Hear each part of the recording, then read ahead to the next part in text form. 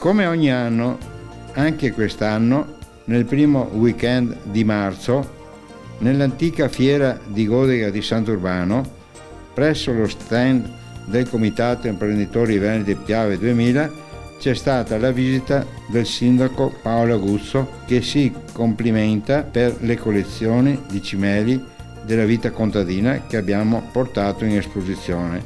e ci consegna copia del documento del patto di amicizia siglato con il sindaco di Campodoro Gianfranco Vessaro.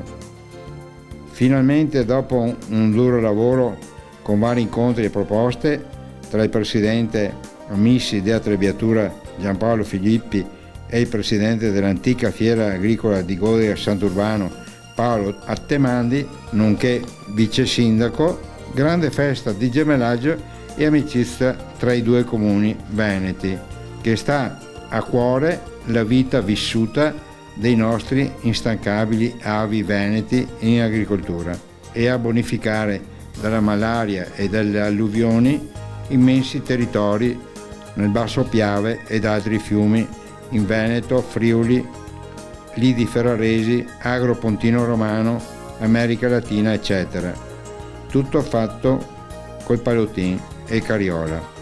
Siamo onorati di aver ricevuto la visita del presidente della Regione Veneto, dottor Luca Zaia, che vediamo in foto con la Deus e macchina di Campodoro Vania Rossi, arrivata dagli altipiani di Asiago. Sia di buon auspicio che il presidente arrivi alla festa dei Veneti e Amici di Attrebbiatura nella terra veneta di Campodoro. Nella terza foto, scattata da visitatore, accompagno il presidente dottor Luca Zaia con il segretario direttore Federico Meneghesso, che ci ha chiesto di poter usare la scrivania volante, portafortuna dicono loro, usata per timbrare documenti nel comando austro-ungarico campo base di aviazione a Belcorvo, che poi dopo la ritirata nel 18 è stata usata dalla famiglia contadina Pessotto come madia. Belcorvo si trova a valle di Vibano di Sotto, luoghi natii del nostro presidente. Il presidente dottor Luca Zaia, nel precedente passaggio al mattino nella fase di inaugurazione, ha da me ricevuto del materiale con mappe storiche della Piave. Vedasi il segretario dottor Federico che la tiene arrotolata sotto il braccio destro.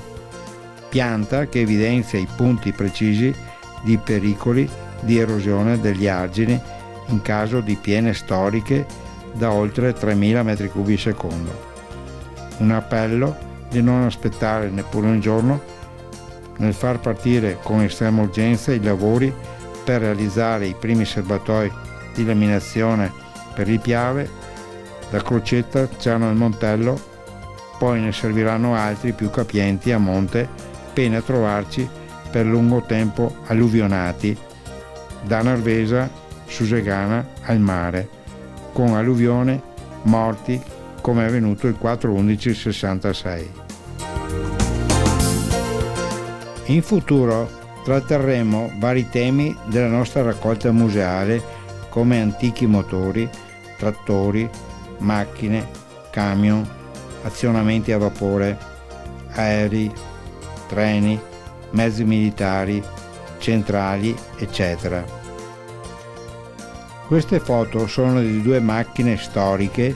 su una collezione di alcune decine, funzionanti,